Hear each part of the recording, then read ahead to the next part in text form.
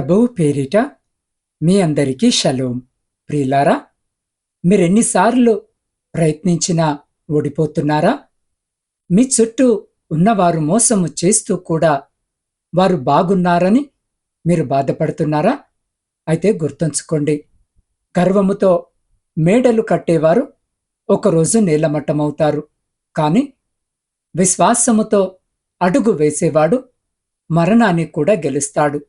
ఈరోజు మీ జీవితము మారబోతుంది. పరిశుద్ధుడా, ప్రేమగల తండ్రి, మీ శ్రేష్టమైన ఉన్నతమైన నామమును బట్టి స్తుతులు, స్తోత్రాలు, వందనాలు. అయ్యా, నీతిమంతుడు విశ్వాసమూలముగా బ్రతుకును అని నువ్వు సెలవిచ్చిన మాట ప్రకారం ఈ వాక్యము వింటున్న ప్రతి బిడ్డ హృదయాన్ని తాకండి.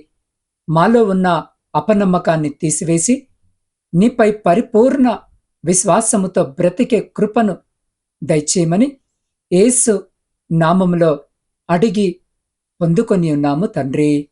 ఆమెన్.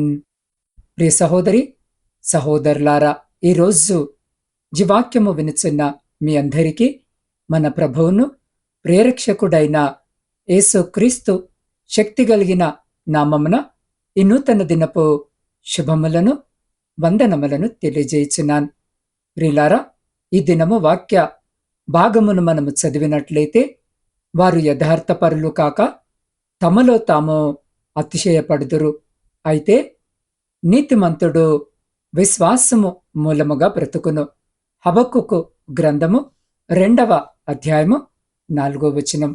ప్రియులారా, ఈరోజు మనము ధ్యానిస్తూ ఉన్న ఈ లేఖన భాగము ప్రవక్త అయిన హబక్కుకు దేవునితో వాదించిన కాలములో ఇవ్వబడింది. చుట్టూ అన్యాయము, బలత్కారము జరుగుతుంటే దేవుడు ఎందుకు మౌనముగా ఉన్నాడని హబక్కుకు ప్రశ్నించినప్పుడు దేవుడిచ్చిన శక్తివంతమైన సమాధానమే ఈ వాక్యము. లోకములో మనకు 2 మార్గాలు కనిపిస్తాయి. మొదటిది గర్విష్ఠుల మార్గము. తమలో తాము అతిశయపడుతురు, తమలో తాము అతిశయపడుదురు అని వాక్యము సెలవిస్తుంది. అంటే నా తెలివి, నా పలుకుబడి, నా బ్యాంక్ బ్యాలెన్స్ నన్ను కాపాడుతాయి అని విర్రవీగే మనస్తత్వము. ఇది స్వల్పకాలిక విజయాన్ని ఇస్తుంది, కానీ అంతిమంగా పతనానికి దారితీస్తుంది. రెండోది విశ్వాసుల మార్గం. ఇక్కడ బ్రతుకును అంటే కేవలము శ్వాస తీసుకోవడము కాదు, ఆత్మీయంగా, ఆర్థికంగా, సామాజికంగా వర్ధిల్లడము అనర్థం. లోకము తన సొంత బలముతో పరిగెడితే నీతిమంతుడు దేవుని వాగ్దానము మీద ఆనుకొని అడుగులు వేస్తాడు. ఈ పరిచయము ద్వారా మనము తెలుసుకోవలసిందేమిటంటే, మీరు దేని మీద ఆధారపడుతున్నారు? మీ స్వశక్తి మీద లేక దేవుని శక్తి మీద? ప్రియులారా, ఒక ఊరిలో ఒక పేద రైతు ఉండేవాడు. భారీ వర్షాల వల్ల అతని పంట అంతా నాశనమైపోయింది. ఊరిలో ఉన్న ధనవంతులు అతన్ని చూసి నవ్వుతూ, నీ దేవుడేమయ్యాడు? మమ్మల్ని చూడు, మేమెంత సుఖముగా ఉన్నామో అని ఎగతాళి చేశారు. కాని ఆ రైతు కుంగిపోలేదు. తన దగ్గర ఉన్న కొద్దిపాటి గింజలను పట్టుకొని కన్నీళ్లతో ప్రార్థన చేస్తూ మళ్లీ విత్తాడు. పొరుగువారు అతనిని చూసి పిచ్చివాడా అని అన్నారు. కాని కొద్ది కాలానికే ఆ ధనవంతులు అక్రమంగా సంపాదించిన ఆస్తి అంతా కోర్టు గొడవల్లో పోయింది. అయితే ఆ పేద రైతు వేసిన విత్తనాలు దేవుని ఆశీర్వాదముతో అద్భుతమైన ఫలాన్నిచ్చాయి.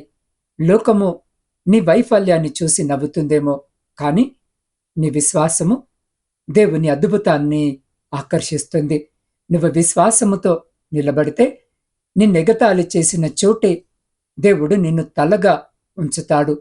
అవును ప్రియులారా, ఈ భూమి మీద అనేకులు వారికి కలిగిన వాటిని బట్టి, అనగా డబ్బును బట్టి, పరిస్థితిని బట్టి, ఉద్యోగాన్ని బట్టి, తమ యొక్క వ్యాపారాన్ని బట్టి, మా జీవితంలో కొంత భద్రత ఉంది అని చెప్పి తాము బ్రతకడానికి ప్రయత్నిస్తూ ఉంటారు. అయితే అవన్నీ తాత్కాలికమైనవే. ఏ రోజు ఏమి జరుగుతుందో, ఎలా పరిస్థితులు మారిపోతాయో అనే విషయము కొందరు గ్రహించనప్పటికీ అవే వారిని రక్షించగలవు, అవే తమ యొక్క జీవితము అన్నట్టుగా భావిస్తుంటారు. అంటే ఉద్యోగము చేసుకోవడము, వ్యాపారము చేసుకోవడము అనేది తప్పో ఏమాత్రము కాదు, కానీ అవే మనకు జీవితాన్ని ఇవ్వగలవు అని అనుకోవడము, వాటి ద్వారానే సురక్షితముగా బ్రతకగలము అని ఆలోచించడము ముమ్మాటికి తప్పు. నిజమైన జీవము కలిగినటువంటి దేవుణ్ణి కలిగి లేకుండా ఎన్ని ఉద్యోగాలు చేసినా, ఎన్ని వ్యాపారాలు చేసినా, ఎంత పరపతి కలిగి ఉన్నా అవన్నీ కూడా వ్యర్థమే. అయితే ఈరోజు లేఖన భాగము మనకు సుస్పష్టముగా తెలియజేస్తుంది, విశ్వాసి అనే వ్యక్తి దేవుని నమ్ముకొని జీవిస్తున్న వ్యక్తిగా ఉండి ఆయనను ఆరాధిస్తూ నీతితో జీవిస్తున్న ప్రతి ఒక్కరూ కేవలము దేవునిపై ఉన్న విశ్వాసము మూలముగానే జీవిస్తారు. పరిశుద్ధ లేఖనములు సెలవిస్తున్నాయి, నీతిమంతుడు విశ్వాసము మూలముగా అంతకంతకు విశ్వాసము కలుగునట్లు దేవుని నీతి దాని యందు బయలుపరచబడుతున్నది అని. అవును ప్రియ సహోదరి సహోదరులారా, మనము దేవుణ్ణి ఎంతగా విశ్వసిస్తామో అంతకు రెట్టింపు ఆశీర్వాదాలు, అద్భుత కార్యాలు, ఆశ్చర్య కార్యాలను దేవుడు చేస్తాడు.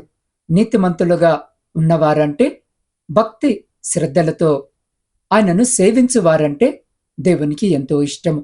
ఆయన పైన విశ్వాసము కలిగి ఉన్నవారి పట్ల ఆయన దయ హెచ్చుగా ఉంటుంది. మొదట విశ్వాసము అంటే ఏమిటి అంటే, లేఖనాలు ఈ విధముగా తెలియజేస్తున్నాయి, విశ్వాసమనున్నది నిరీక్షింపబడు వాటి యొక్క నిజస్వరూపము, అదృశ్యమైనవి ఉన్నవనుటకు రుజువునై ఉన్నది అని. మనము దేవుని ఎదుట నీతిమంతులుగా ఉండాలి, ఆయనకు కనబడాలి అనుకున్నప్పుడు మన ఎదురుగా లోకమే నశించిపోతున్నా, మన దారులన్నీ మూసుకుపోయినా నా దేవుడు నన్ను రక్షిస్తాడు అని వాగ్దానము చేసి ఉన్నాడు కాబట్టి తప్పక నన్ను రక్షించగలడు అని మనము నమ్మాలి. ఎలా జరుగుతుంది, ఎప్పుడు జరుగుతుంది, అసలు ఇది సాధ్యమేనా, అదా ఇదా అని మనం ఆలోచించకూడదు. దేవుడు చెప్పాడంటే తప్పకుండా జరిగి తీరుతుంది అనే నమ్మకము కలిగి ఉన్నప్పుడు మనం ఆయన ఎదుట నీతిమంతులుగా కనబడతాం. దేవుడి సృష్టి ఆరంభంలో మనుషుల యొక్క ప్రవర్తనకు గాను జలప్రలయము ద్వారా ఈ భూమిని నింపివేయాలి అని అనుకున్నప్పుడు దేవునికి ఒక నీతిమంతుడు అయినటువంటి వ్యక్తి కనబడినాడు. అతనే నోహావు. వాక్యము సెలవిస్తుంది, నోహావు నీతిపరుడును తన తరములో నిందారహితుడనై ఉండెను. నోహావు దేవునితో కూడా నడిచినవాడు అని. అదే విధముగా దేవుడు సూటిగా నోహావుతో ఏమంటున్నాడు అంటే, ఈ తరము వారిలో నీవే నా ఎదుట నీతిమంతుడవై ఉండుట చూచితిని అని. ఎంత మంచితనముతో భయభక్తులతో దేవుని సేవిస్తే దేవుడు నోహావును గురించి అంత గొప్ప సాక్ష్యము పలికాడు కదా. అందు నిమిత్తమునే నోహావు కుటుంబమును దేవుడు రక్షించినాడు. నోహావుకు దేవుడు చెప్పాడు, 40 పగళ్ళు 40 రాత్రులు ప్రచండ వర్షము భూమి మీద కురిపించబోతున్నాను. కావున నీవు నేను చెప్పిన విధముగా ఒక ఓడను సిద్ధపరచు. అప్పుడు నీవు నీ కుటుంబంతో పాటు ఆ జలప్రలయము నుండి తప్పించుకొనగలుగుతావు అని. అంతవరకు వర్షము అనే పదము విననటువంటి నోహావు అసలు ఇంతకు మునుపు ఎన్నడూ జరగని, కనీసము ఊహించనటువంటి వర్షము గురించి దేవుని ఎదురు ప్రశ్నించలేదు, ఆశ్చర్యపోలేదు. దేవుడేం చెప్పాడో ఆ పని చేసుకుంటూ ముందుకు వెళ్ళాడు. ఎందుకంటే నోహావు ఈ లోక సంబంధమైనటువంటి వాటిని బట్టి కాదు గాని జీవించేది దేవునిపై కలిగి ఉన్న విశ్వాసమును బట్టి జీవించున్నాడు. తనతోటి వారితో ఈ విషయము చెప్పినప్పుడు వారు నోహావును అపహాస్యము చేసి ఉండవచ్చు. వర్షమేమిటి, 40 రోజులు రావడమేమిటి, ఈ లోకం అంతరించిపోవడమేమిటి అని వారు నోహావును చూసి నవ్వి ఉండొచ్చు. అయినా గాని నోహావు మనుషుల మాటను లెక్క చేయలేదు. వారి మాటలను తృణీకరించి దేవుని మాటను బట్టి ఓడను తయారు చేసుకుంటూ ముందుకు వెళ్ళాడు. నిజానికైతే నోహావు కూడా వర్షాన్ని చూడలేదు, కాని నా దేవుడు చెప్పాడంటే అది తప్పక జరుగుతుందనే విశ్వాసము అతనిలో ఉంది. కాబట్టి ఆ యొక్క విశ్వాసము మూలముగానే, కేవలము దేవునిపై ఉన్న నమ్మకము కారణముగానే తనతో పాటు తన కుటుంబమంతటిని రక్షించుకోగలిగాడు. ఈ రోజున ఈ వాక్యము వింటున్న నా ప్రియమైన సహోదరి, సహోదరుడా, నీవు కూడా నీ జీవితాన్ని దేవునికి అంకితము చేసుకుని ఆయనే సర్వస్వము అనే విధముగా జీవిస్తున్నట్లయితే నీవు కూడా నోహావు వలె గొప్ప ఆశ్చర్యమును, ఎన్నడూ జరగని అద్భుతమును చూడగలవు. ఈ రోజున నీ ఎదుట కూడా ఎన్నో అసాధ్యమైన కార్యాలు ఉండొచ్చు.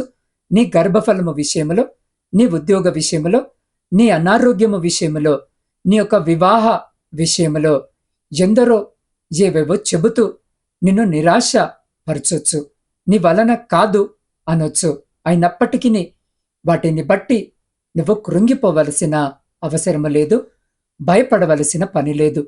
నీ వలన కాదు అనుకున్న పని కూడా నీ యొక్క నిజమైన విశ్వాసము చేత, దేవుని సహాయము చేత తప్పకుండా సాధించగలుగుతావు. ఆశ్చర్యమైన, అద్భుతమైన, ఊహించలేని కార్యాలను నీ కన్నులారా నువ్వు చూడగలుగుతావు. కాబట్టి ప్రియ సహోదరి, సహోదరుడా, ముగింపులోనికి వస్తూ ఉండగా ఒక మాటను గుర్తుంచుకోండి. విశ్వాసం అంటే అంతా బాగున్నప్పుడు దేవుని స్తుతించడం మాత్రమే కాదు, ఏది అర్థము కానప్పుడు కూడా ఆయన చేతిని పట్టుకొని నడవడమే నిజమైన విశ్వాసము. హబక్కుకు గ్రంథము ముగింపులో ప్రవక్త ఒక మాట అంటాడు, అంజూరపు చెట్టు పూయకపోయినా, ద్రాక్ష చెట్లు ఫలించకపోయినా నేను యెహోవాయందు ఆనందించెదను అని. నీతిమంతుడికి ఓటమి ఉండదు, కేవలము ఆలస్యము మాత్రమే ఉంటుంది. నువ్వు విశ్వాసముతో విత్తిన ప్రతి కన్నీటి చుక్క ఒకరోజు గొప్ప ఆశీర్వాదపు పంటగా నీ ముందుకు వస్తుంది. గర్విష్ఠుల వెలుగు మిరుమిట్లు గొలిపి ఆరిపోయే దీపము వంటిది, కాని నీ విశ్వాసము ఉదయకాల సూర్యుని వలె దినదినాభివృద్ధి చెందుతుంది. కాబట్టి పరిస్థితులను చూసి భయపడటము ఆపి వాగ్దానాన్నిచ్చిన దేవుని వైపు చూడండి. కాబట్టి ఇప్పుడు మీ హృదయ అంతరంగాలలో ఒక్కసారి మిమ్మల్ని మీరు పరీక్షించుకోండి. మీ జీవిత నావ తుఫానులో చిక్కుకుందా? మీ విశ్వాసము సన్నగిల్లుతుందా? ఎదుటి వారి ఎదుగుదల చూసి నాకెందుకు ఈ కష్టాలు అని కుమిలిపోతున్నారా? అయితే దేవుడు ఈరోజు ఈ వాక్యము వినుచున్న మీతోనే సూటిగా మాట్లాడుతున్నారు. నా ప్రియ కుమారుడా, నా ప్రియ కుమార్తె, లోకము నిన్ను తృణీకరించవచ్చు, కాని నా దృష్టిలో నీవు నీతిమంతుడవు, నీతిమంతురాలువు. నీ విశ్వాసమే నిన్ను మరణ ఛాయల నుండి బయటకు తెస్తుందని ఆయన పిలుపునిస్తున్నాడు. ఎవరైతే ఈరోజు తమ అపనమ్మకాన్ని విడిచిపెట్టి, ప్రభువా నా అతిశయాన్ని తీసివేయి, నీ మీద ఆధారపడే మనసును ఇవ్వు అని కోరుకుంటున్నారో వారున్న చోటే వీళ్ళైతే మోకరించి లేదా నిలబడి ఉండి మీ రెండు చేతులు ఆకాశము వైపుకెత్తండి. ఇది మనుషుల కోసము చేసే పని కాదు, ఇది మీ సృష్టికర్తతో మీరు చేసుకునే నిబంధన. ఆయన మిమ్మల్ని బలపరచడానికి సిద్ధముగా ఉన్నారు. కాబట్టి నాతో పాటు ఈ ప్రార్థనలో ఏకీభవించండి. మహా పరిశుద్ధుడైన మా ప్రియ పరలోకపు పరమ తండ్రి, మీ శ్రేష్టమైన, ఉన్నతమైన, ఘనమైన నామమును బట్టి స్తుతులు, స్తోత్రాలు, వందనాలు. దేవ, విత్తబడిన వాక్యము వ్యర్థము కాకుండా విన్న ప్రతి బిడ్డ హృదయములో నూరంతలుగా ఫలించునుగాక. ప్రభువా, ప్రస్తుతము ఆర్థిక ఇబ్బందుల్లో ఉండి అనారోగ్యముతో బాధపడుతూ నా బ్రతుకు ఇంతేనా అని నిరాశలో ఉన్న వారిని మీరు ముట్టండి. వారిలో విశ్వాసము అనే అగ్నిని రగిలించండి. తమ సొంత జ్ఞానం మీద ఆధారపడకుండా నీ పాదాల చెంత మోకరిల్లే వినయాన్ని దయచేయండి. అపవాది వేసే ప్రతి గర్వపు ఆలోచనను మీ పరిశుద్ధ నామములో లయపరుస్తున్నాం. అయ్యా, ఈ ప్రార్థనలో ఏకీభవిస్తున్న ప్రతి ఒక్కరి జీవితంలో ఒక అద్భుతమైన మలుపును ఈరోజే చూడనివ్వండి. వారు వెళ్లే మార్గాల్లో నీవు తోడుగా ఉండి నీతిమంతులకు నీవిచ్చే ఆ ఐశ్వర్యమును, క్షేమమును వారికి అనుగ్రహించమని వేడుకుంటున్నాం. దేవా, ఈ దినము జన్మదిన వివాహ వార్షికోత్సవాలు జరిగించుకుంటున్న ప్రతి బిడ్డను మీ నూతన దయాకిరీటం చేత ఆశీర్వదించి సంతోషకరమైన జీవితము దయచేయండి. ఇతరాతర శుభకార్యాలు జరిగించుకుంటున్న బిడ్డలతో కూడా ఉండి సంతోషకరమైన కుటుంబ జీవితమును దయచేయమని వేడుకుంటున్నాం.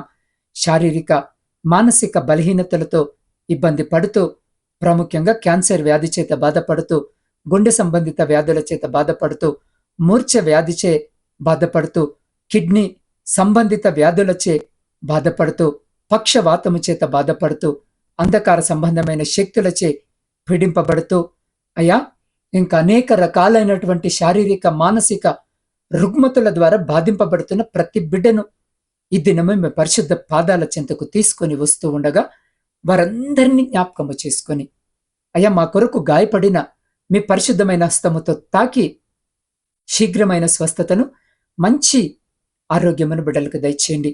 ఆ బిడ్డలకు వైద్య పరిచర్య చేస్తున్న ప్రతి బిడ్డను, వారి కుటుంబాలను కూడా జ్ఞాపకము చేసుకోమని వేడుకుంటున్నాం. దేవ, కుటుంబ పోషణకై కుటుంబాలను వదిలి పరాయి దేశాల్లో ఉండి కష్టపడి పని చేసుకుంటున్న ప్రతి బిడ్డ రెక్కల కష్టార్జితమును రెండంతలుగా ఆశీర్వదించండి. అయ్యా, వారున్న చోట ఇదిగో స్వేచ్ఛగా పని చేసుకుంటా కావలసిన అకామాలు లేక కన్నీటితో వేదనతో మీ సహాయం కొరకు మీ వైపు చూస్తూ ఉండగా నా తండ్రి, అక్కడున్న అధికారులతో మాట్లాడి ప్రతి బిడ్డకు కావలసిన అకామాను దయచేయమని వేడుకుంటున్నాం. బిడ్డలు ఒంటరిగా ఉంటుండగా నా తండ్రి, చెడు సహవాసాల వైపు వెళ్లకుండా వారి అడుగులను స్థిరపరచండి, బలపరిచి వారి కుటుంబాలను కూడా మీ కృపలో భద్రపరచమని వేడుకుంటున్నాం. ప్రపంచంలో శాంతిని, సమాధానాన్ని కలిగించండి. విడిపోయిన విచ్ఛిన్నమైన ప్రతి కుటుంబాన్ని తిరిగి మీ పరిశుద్ధ నామమున కట్టుమని వేడుకుంటున్నాం. దేవా, ఈ దినము ప్రాముఖ్యంగా నా ఆత్మీయ కుటుంబ సభ్యులందరినీ మీ పరిశుద్ధ పాదాల చెంతకు తెస్తూ ఉండగా వారందరినీ జ్ఞాపకము చేసుకొని వారి ప్రతి ప్రార్థన విన్నపాన్ని మీరు ఆలకించి అంగీకరించి ప్రతి న్యాయమైన కోరికకు మీరు సమాధానము దయచేసి మీ ఆకాశపు వాక్యలను విప్పి మీ సమృద్ధికరమైన దీవెన ఆశీర్వాదాల చేత బిడల జీవితాలను, కుటుంబాలను దీవించి ఆశీర్వదించి తృప్తిపరిచి మీరే ఘనత, మహిమ, ప్రభావాలు పొందమని మా రక్షకుడైన యేసు క్రీస్తు అతి పరిశుద్ధ నామములో ప్రార్థించి స్తుతించి అడిగి పొందుకొని ఉన్నాము తండ్రి. ఆమెన్. ప్రియ సహోదరి, సహోదరుడా, ఈ సందేశము మీ హృదయాన్ని తాకినట్లయితే ప్రతిరోజు ఇలాంటి ఆత్మీయ ఆహారము కొరకు నా ఛానల్ని సబ్స్క్రైబ్ చేసుకోండి. ఈ వాక్యము మరికొందరికి చేరడానికి లైక్ చేసి సహాయం చేయండి. ప్రియులారా, మీ విశ్వాసాన్ని ప్రకటించడానికి కామెంట్ సెక్షన్లో ఆమెనని లేదా నా వాట్సాప్ నంబర్కు ఆమెనని టైప్ చేసి పంపండి. మీ అందరి కొరకు నేను ప్రత్యేకంగా ప్రార్థన చేస్తాను. కష్టాల్లో ఉన్న మీ స్నేహితులకు మీరు నిరీక్షణను పంచాలనుకుంటే దయచేసి వీడియోను వారికి షేర్ చేయండి. దేవుడు మిమ్మలను బహుగా దీవించునుగాక.